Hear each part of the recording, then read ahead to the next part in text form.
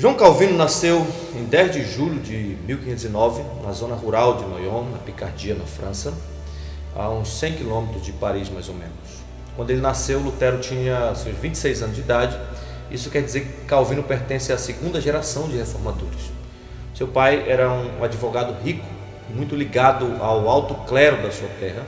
Na realidade, ele era um administrador financeiro do bispo católico da diocese de Noyon. Calvino foi criado para ingressar no sacerdócio da Igreja Católica. Por isso, ele foi enviado então a Paris quando ele tinha 14 anos de idade para realizar os seus estudos preparatórios para assumir a sua carreira eclesiástica. Aos 17 anos, Calvino graduou-se em mestre em ciências humanas e ele desenvolveu então uma instrução sólida nos fundamentos da educação clássica, incluindo latim, lógica e filosofia.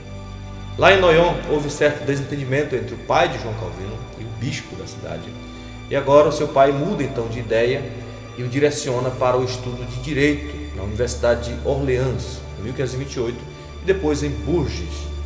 Durante esse tempo em Orleans e Bourges, Calvino aprendeu grego e estudou o poder do pensamento analítico e da argumentação persuasiva. Porém, em 1531, seu pai veio a falecer. Então, ele resolve seguir a sua própria vocação.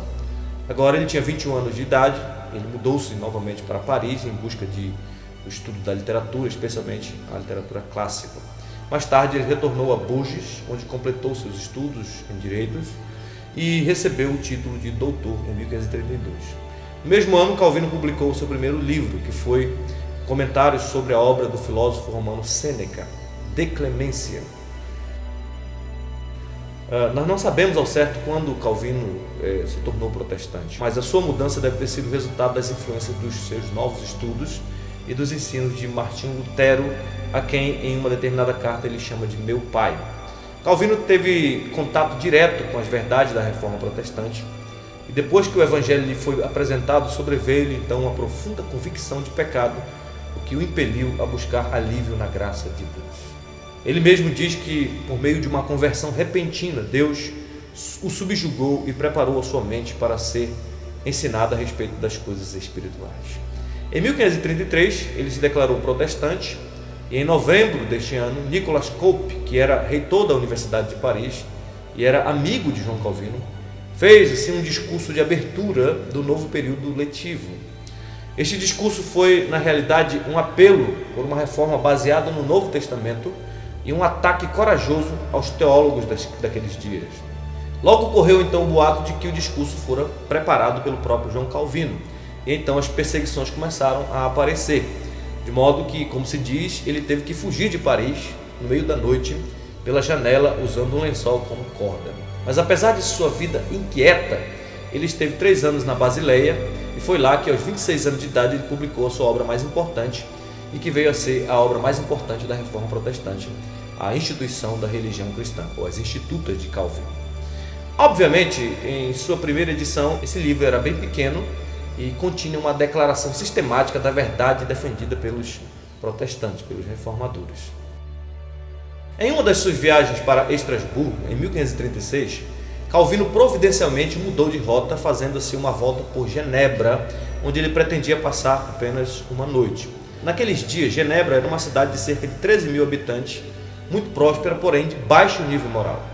A cidade havia conquistado a sua independência numa guerra contra o seu bispo católico, e agora a cidade se declarava protestante e estava sob a liderança do reformador corajoso Guilherme Farel. Farel sabia que aquela cidade de vida desorganizada necessitava urgentemente de uma obra poderosamente construtiva, tanto no terreno moral como no campo religioso. Mas ele sabia também que ele era incapaz de levar avante essa tarefa sozinho. E sem saber assim meio o que fazer, Farel ouviu a notícia então de que naquela noite o notável reformador francês estava ali na cidade. Farel não hesitou e ele foi procurar João Calvino na certeza de que ali estava o homem mandado pelo próprio Deus para reformar a cidade de Genebra. Farel emprega então todas as suas forças para convencer João Calvino a ficar naquele lugar, mas o grande desejo de Calvino na realidade era continuar estudando em um ambiente tranquilo.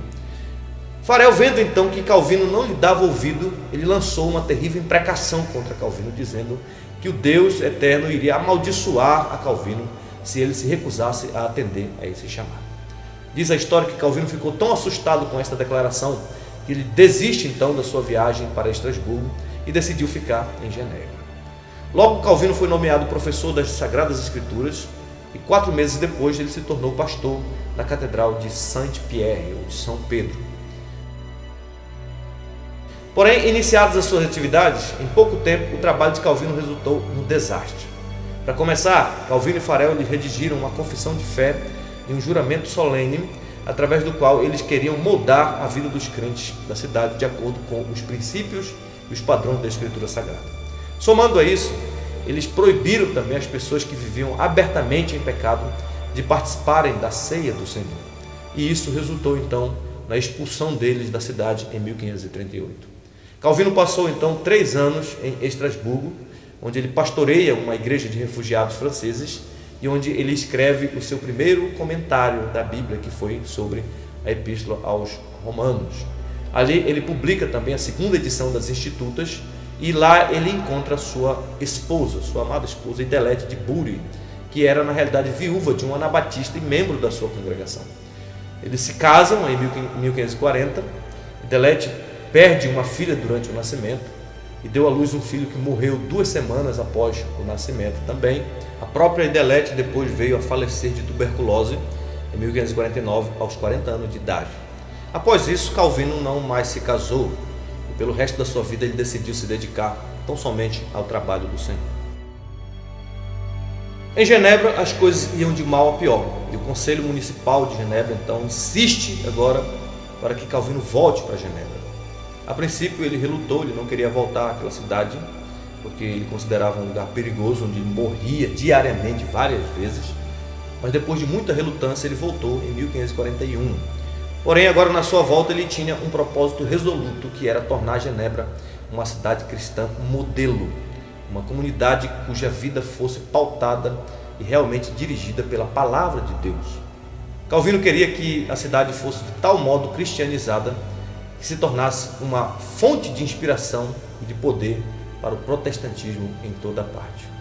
Mas para que isso acontecesse, era preciso ensinar a palavra de Deus àquele povo, porque ele acreditava que somente por meio da verdade de Deus é que as coisas poderiam mudar.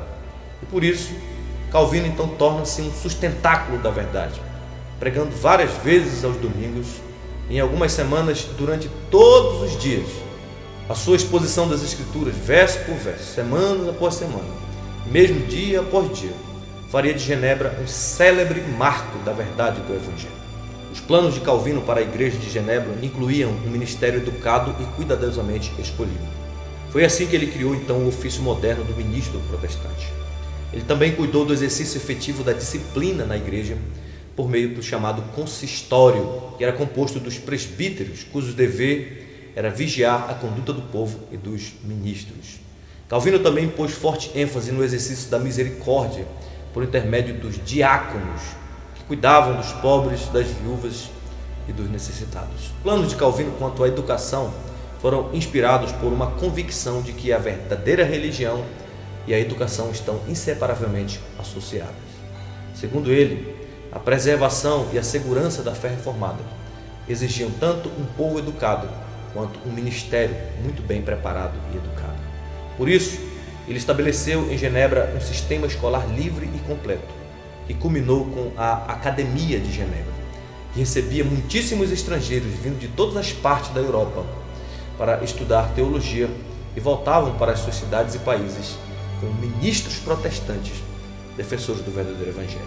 Em pouco tempo, aquela cidade outrora turbulenta e dissoluta tornou-se notável por sua ordem, por sua cultura, por seu cristianismo ardoroso e pelas condições morais excelentes. Genebra também se tornou uma das cidades de refúgio para aquelas pessoas que eram perseguidas por causa da reforma em seus países e cidades. Para lá iam gente da França, da Holanda, da Alemanha, da Escócia e da Inglaterra, e lá os refugiados encontravam um lar apropriado. Genebra se tornou um lugar de preparo sólido também para os líderes protestantes. Na sua academia e no ambiente da cidade foram preparados ministros, homens devotos a Deus, instruídos e destemidos, que se espalhavam por todas as partes, que voltavam aos seus países de origem, conhecendo plenamente as verdades da reforma. A exemplo disso, nós temos, por exemplo, John Knox, o grande reformador da Escócia e pai do presbiterianismo.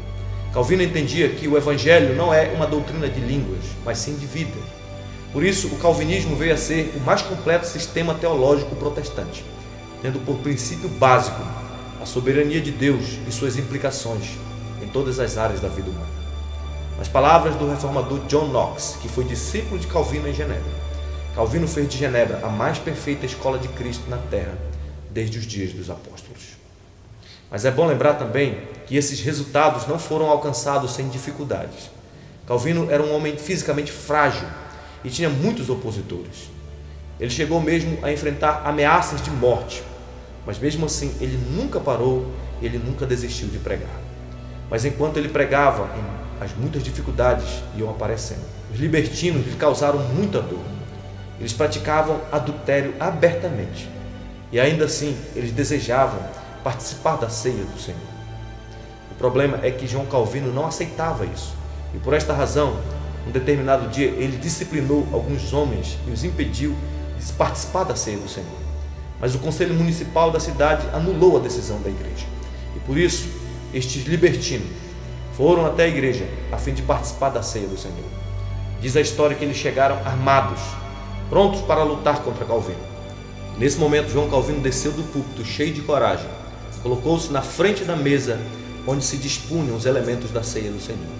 E ele disse aos libertinos: vocês podem esmagar estas mãos, podem cortar fora estes braços, podem tirar a minha vida, meu sangue é de vocês, podem derramá-lo, mas jamais me forçarão a dar as coisas sagradas aos profanos e desonrar assim a mesa do meu Deus. Esta era a convicção inabalável deste bravo reformador. Após muitas lutas e perseguições, Calvino morreu em 27 de maio de 1564, aos 54 anos de idade, nos braços de Teodoro de Beza, que foi o seu sucessor. As últimas palavras de João Calvino foram as seguintes: até quando, Senhor? Ou seja, ele morreu literalmente citando a Escritura Sagrada que tantas vezes leu e expôs perante a sua congregação. Hoje, no século XXI, nós nos encontramos em um momento conturbado da história do cristianismo reformado. Em muitos lugares, a igreja está arruinada e precisa ser reformada. O pragmatismo encontrou solo fértil no meio evangélico, e isso tem destruído as bases do protestantismo histórico. Hoje, a igreja está em busca de novos métodos que agradam pecadores. Muitos não pregam o que é certo, mas o que dá certo. Eles esquecem que o desejo de Deus é que os seus ministros sejam encontrados fiéis. Deus quer homens como João Calvino, comprometidos com a fiel exposição da palavra de Deus e com a glória da graça de Deus. Por isso, nós precisamos urgentemente recuperar a centralidade da pregação bíblica no culto divino. Precisamos de pregadores que exaltem a glória de Deus e cuja centralidade na pregação seja tão somente Cristo e este crucificado. Mas como diria o reformador João Calvino, nós jamais iremos desempenhar bem e com vigor esta ocupação, a menos que tenhamos a majestade de Deus diante dos nossos olhos. Oxalá que Deus nos levante nesta geração, como homens que pregam somente a Escritura, cujo único objetivo na vida seja a glória de Deus e a edificação da sua igreja. Soli Deo